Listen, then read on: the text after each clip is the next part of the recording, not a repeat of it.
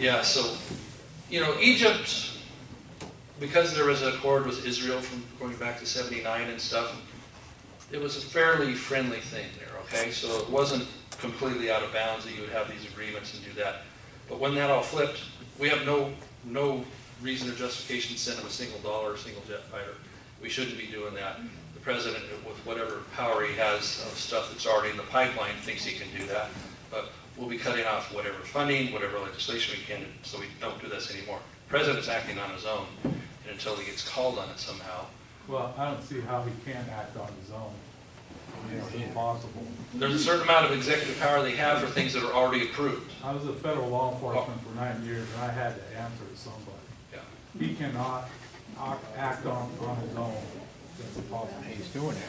If they can point to legislation that He's authorizes. allowed to do this by whoever's in charge. Questions, please, guys. Just questions. Yeah. Okay. Thank you. We get that. Sir, back here in the red. You. Thanks. I call your office quite a bit. You're all nice people, by the way. Little change of subject. California's tried this about 25, 26, 27 times, and it was recently on the radio that Colorado wants to divide in half. If California was to divide east and west, would you be in favor of that? I love it. I love it. I think when the people are finally ready for it, I'll be wholeheartedly support it. I have on my Mustang is a little license plate frame, you know, it says resident of state of Jefferson. Yes. I also have a camel hat that says state of Jefferson on it. And I salute the barn every time I come to Wairega. So, you know, because we don't have Bay Area values, we don't have East LA or West LA values. It's time that rural values are not suppressed by the crushing. I mean, Sacramento, okay, in Washington, D.C., we're doing a fairly good job of holding off a lot of stuff and putting some ideas forward that the Senate may or may not ignore. We're doing okay. I feel pretty good about how this first 8 months has gone. But when I come home for the weekend and I look down at the Sacramento and those rice fields there are full of water, I wonder how many alligators are in them that have been put there by the legislature, taking my guns and subjecting my kids to who knows what at school. You know, this and that. This state legislature is way out of control. We got to at least block this 2/3, but even then, that's just on the spending and the propositions you put on the ballot. They can pass what they want. You don't like this fire tax, right? Right. Well, that was passed illegally because it didn't get a 2/3 vote a few years ago over our strong objections. We warned them. Howard Jarvis taxpayers, they're carrying the lawsuit on that. I think they can win. I think they probably will win. But you guys all need to stay energized, and every time you get that bill, you have to pay it, but protest it. There's 3 bills, I think, in a 13-month period. But if they win that lawsuit, there's nothing to prevent this legislature from just passing it with a 2/3 vote, because they have the 2/3 now. That's why, you know, even just a handful of Republicans or conservatives or tax fighters, whatever you want to call them, because I'm not trying to be a partisan guy. I realize you guys here don't look at things in partisan because, you know, sometimes our party doesn't get it right, but by and large, I'm still going to believe that we believe strongly in conservative constitutional tenets, okay? But we have to slow down the state legislature because I don't know how me, my family, my next generations live and farm in this place with what they're doing. Now, that little air compressor story, that's just a small microcosm. Okay, what's next? No, in the back. In the back. I'm sorry. I'll come to you next. Okay. What have you done in terms of Department of Homeland Security arming to the teeth with billions of rounds of ammunition, not just in NATO rounds, but random rounds like, you know, AK type stuff? Social Security Administration getting a couple $100 million rounds. Yeah, as well as hollow points, which are never ever used in terms of military, and also things such as contracts that have been declassified but reclassified, designating Americans as enemy combatants in a blue force, red force type scenario here in America. What have you done to I thank you for that. Me and I got about 20 of my colleagues real quick to co-author a letter into DHS to say, what are you guys doing with all these bullets? And we had a series of like 6 questions. What are you doing with all this ammunition? And We need justification for that because it's causing a vacuum of regular people being able out there to buy it. They say no. So we submitted all these questions. They had some pat answers. We weren't terribly optimistic. And so we moved ahead with, I was a joint sponsor of amendments in the defense bill to defund their ability to buy additional ammunition over what's already in their pipeline because they don't need that much. Okay. And again, we're on it. We're offended by that too. Whatever we can do to stop what already isn't in progress is what we're going to do. Okay. The lady right here in the blue. I got a letter from the Heritage Foundation that points out that the 14th Amendment, birthright citizenship, is not the intent of the founders that put that amendment in, and that it could be clarified by a simple resolution of Congress, which would do away with anchor babies. Please give me one of these cards so I remember that. Okay. Okay. Just wondering if you had heard that. I disagree. I disagree that I'm in agreement with you. I disagree that the anchor baby thing qualifies as citizenship. If you're here illegally and you just happen to have a baby on our soil, that is not the intention either. Okay. Oh, but you're so mean-spirited. They're just dreamers. They just want a chance. That's not what it's about. Okay.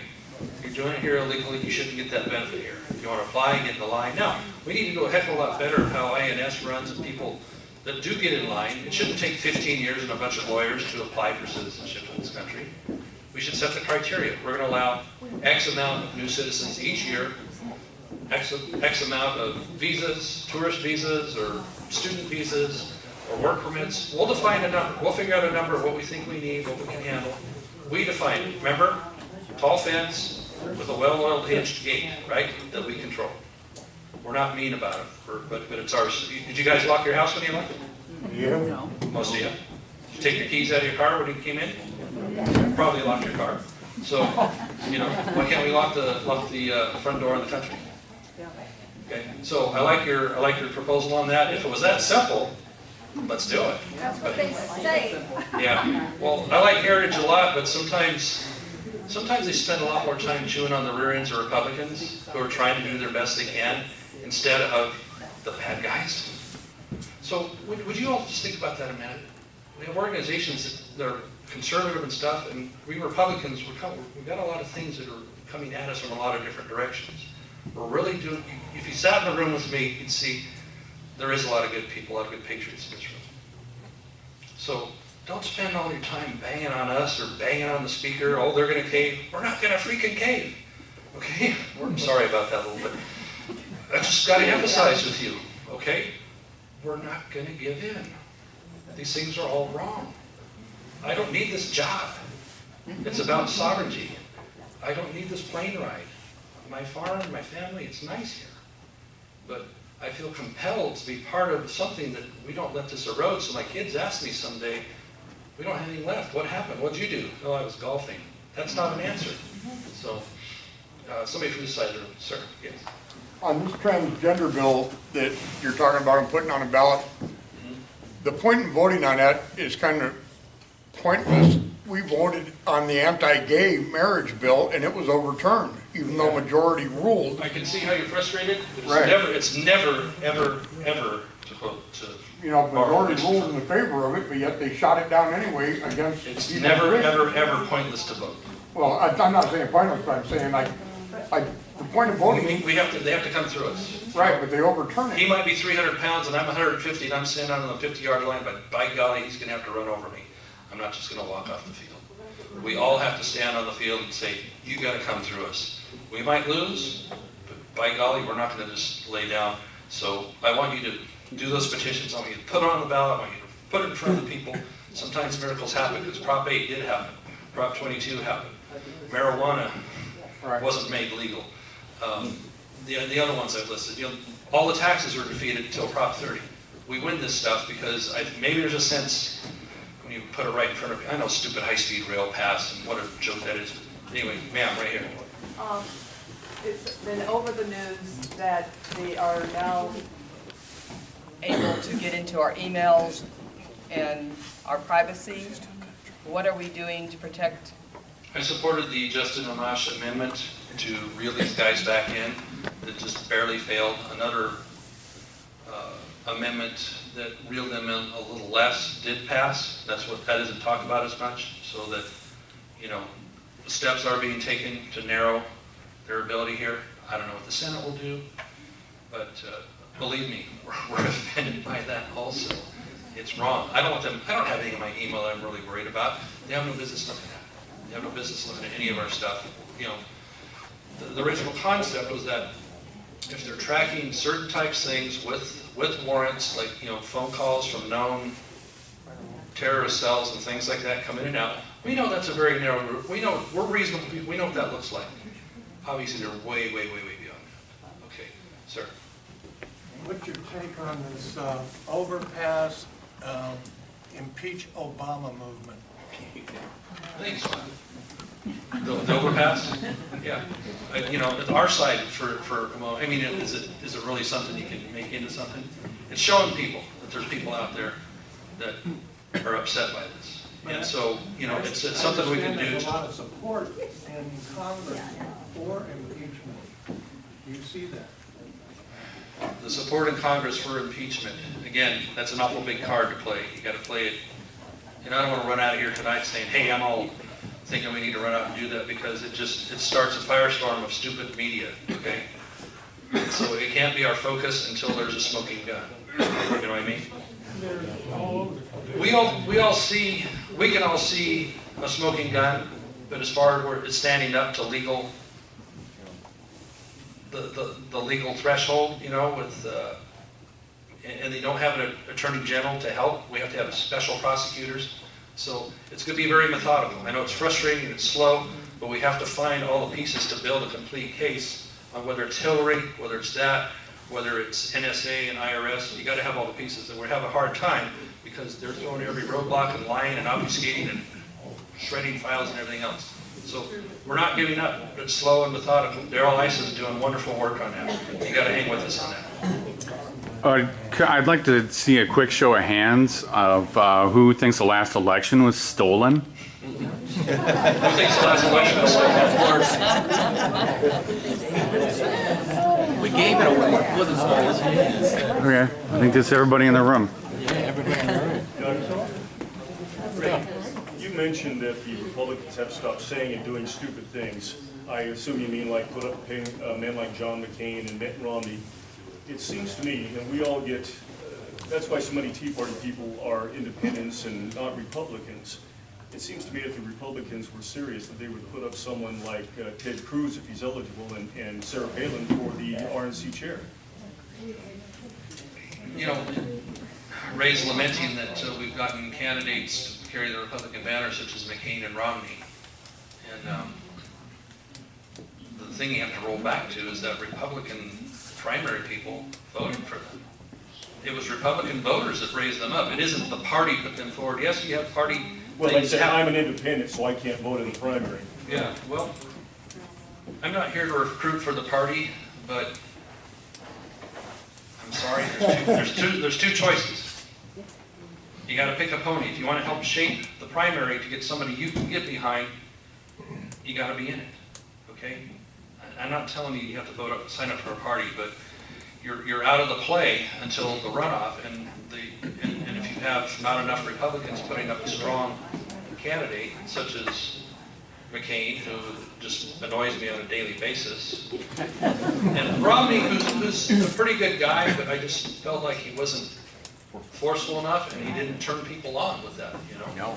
So we have some of those guys now. I mean, Ted Cruz is saying and doing some pretty awesome things. Rand Paul, I've got to sit and hang out with Rand Paul, including one time here when he was doing that filibuster here.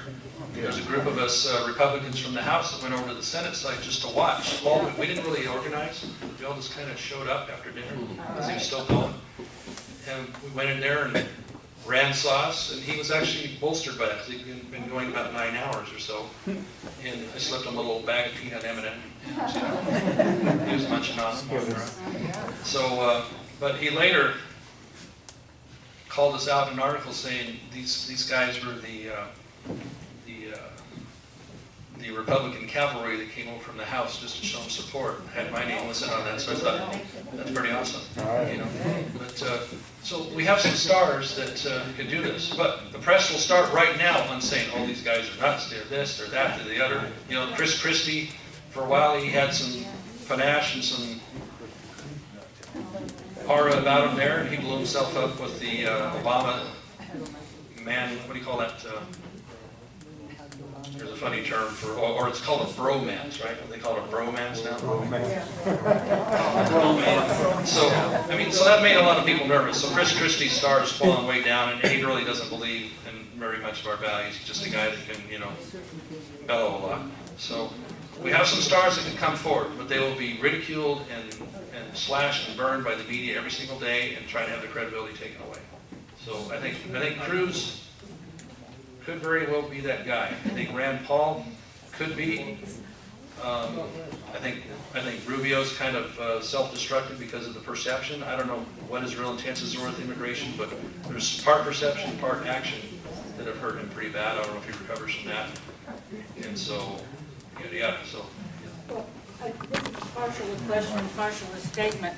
It seems to me that the powers that be that run the Republican Party are terribly moderate, and they're trying to run a very conservative party into being moderate.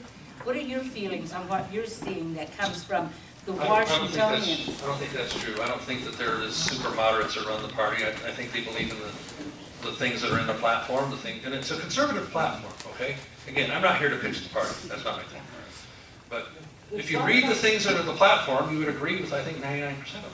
What about your handlers, the people who tell you what to do? I think that Mitt Romney's people, when it got closer to the time for the election, they just imploded on it. In an election campaign, your handlers can really steer you wrong or steer you right. Yeah, well, and if they say, oh, be careful, about who you McCain's pick. running around talking about how great Hillary is and how nice a guy Obama is. Like, you know, dude, knock it off. So, and I think, is Jeb Bush going to go present Hillary an award? My gosh, what are you guys, what public image are you projecting here? So, you got to call them as you see them. We have to quit being nice guys. You need to stop listening to the Democrats tell you what you ought to do. I don't. I think it's funny. I think it's funny. I think it's funny when Axelrod or somebody on this say, well, these Republicans are really hurting themselves on this. They should really do that. Like, okay, I'll probably do the opposite of what you say because you're the opponent. It was like the defense, I'm the quarterback saying like, oh, you probably shouldn't throw here, you know, it's because I'm going to throw right there. Okay, well, I'll probably have to slow her down here. One more. So, Very simple. There's an awful lot you've said, we don't want them to do this. What issue can you compromise on? well, ask me which one you'd like me to compromise on. There's issues you work out on, and, you know, I mean, these are more nuances of policy. I don't compromise on the core values, okay? But areas of policy, you know, whether it's the farm bill, you know, we don't get everything we want in fixing the farm bill. We're not going to get everything we want in fixing the food stamps, okay? We'll have a food stamp bill coming up in September. We're trying to narrow that. We're trying to downsize it a little bit, have more accountability for drug testing, for people that are able-bodied, single, without kids. We're at least going to make them get into the work-seeking marketplace and have that as an enforced deal. So, you know, these are things that we're trying to move the ball on. We don't get everything we want. So compromise might look like something like that, like, okay, we won't go for the whole banana on that. We're going to make up ground. We're going to take that and put it in the bank. Okay? More accountability. We're not going to advertise food stamps on TV and the radio anymore. Yeah. You don't automatically get a food stamp increase just because you qualify for some other program. Not the post office, I hope. So, you know, it's grown by leaps and bounds over the last decade, and our downsizing is rather modest. I mean, I wish we could do more, but Republicans or conservatives do not control Washington. We have 1/3 of our system. You know, courts branch, Semi-executive? the executive branch, and the legislative branch. Okay, there's a third, and we're 1/3. Or, you know, whatever. My math is getting all screwed up. But you know what I'm saying. So we have that, and we use our leverage best as we can. And since spending emanates where we are, we're going to use that a lot more. I've had amendments here to try to stop Army Corps from using their power to make ranchers do stupid things with their land. or not be allowed to do that, so we took some away their funding. CARB, we took away funding for Air Force bases with an amendment I had to pay fines to California Air Resources Board because they have to run a backup generator in order to keep the lights on, so the intercontinental ballistic missile system is tracking missiles that might come in. They're fining people for running a generator at CARB. So, folks, you know, I came in here not feeling too hot tonight, but I'm actually really energized right now. And so, I don't give up. I know I'm there to do a job for you all as a representative of you. And I bring the same thing that I was raised with, the values from our community, that Joe and Betty back there know about me. And it hasn't changed that much. I'm a little fatter, a little grayer, maybe a little crankier sometimes. But these things just aren't supposed to change. The things that stood the test of time as laid down by our Creator, by our founders. Hey man, it's the 90s. Hey man, it's the new millennium. That's just nonsense. The things that still basically work, the basic math, basic physics, basic science of how life works, how people work, and the checks and balances those genius creators had, knowing that man is sinful by nature and selfish. You know, we try to be good people, but there's tendencies, some more than others. Mayor Filmer. But we have to have checks and balances to keep each other accountable. So we have that system in place. You know, Mr. Franklin said it's a republic if you can keep it. By God, we've got to keep it, because there's no better way to do it. If we want to have absolute security or something like that, then we have to have masters. We don't want masters. So with that, I'm going to run out of here, and I appreciate you having me up here tonight. I look forward to coming back again. God bless you all for keeping us up. Thank you so much.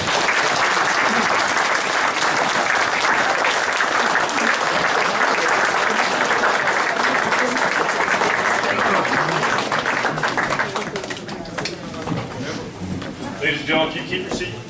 Remember our town hall Monday, please. I'll need some friendlies there. Ladies and gentlemen, we have another presentation. We're here not only for questions and answers, but we're here to entertain you and inform you a little bit. So we got the temperature down a little bit. It's a little cooler. I think the heat is probably you guys. But please stick around. Ben's got a little presentation as long as the computer. Sure.